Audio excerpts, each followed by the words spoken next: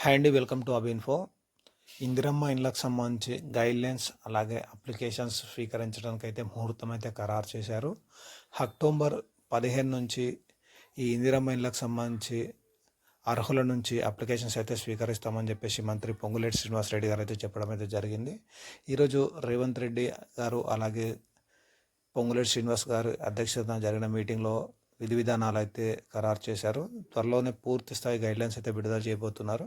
ప్రస్తుతానికైతే ఆధార్ కార్డ్ అలాగే ration card అలాగే ప్రజాపాలన అప్లికేషన్ అలాగే ఖాళీ స్థలం ఉన్న వారికైతే అవకాశం అయితే ఉంటుంది అని చెప్పేసి చెప్పడం అయితే జరిగింది.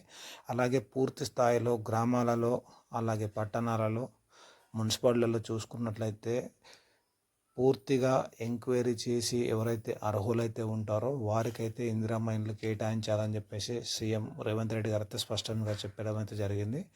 అయితే ఈ అప్లికేషన్స్ మనకు అక్టోబర్ 15 స్టార్ట్ అవుతుంది కాబట్టి మీరైతే దీనికి సంబంధించి ఏవైతే మీకు సంబంధిత డాక్యుమెంట్స్ అయితే ఉన్నాయో అవన్నీ రెడీ చేసి పెట్టుకోండి.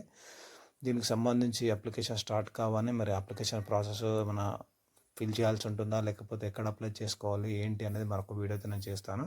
ఇప్పటికైతే 15వ తారీఖు వరకు అయితే వెయిట్ చేయాలి, ఎందుకంటే అప్లికేషన్స్ అయితే స్వీకరించడానికి డేట్ అయితే ఖరారు చేశారు.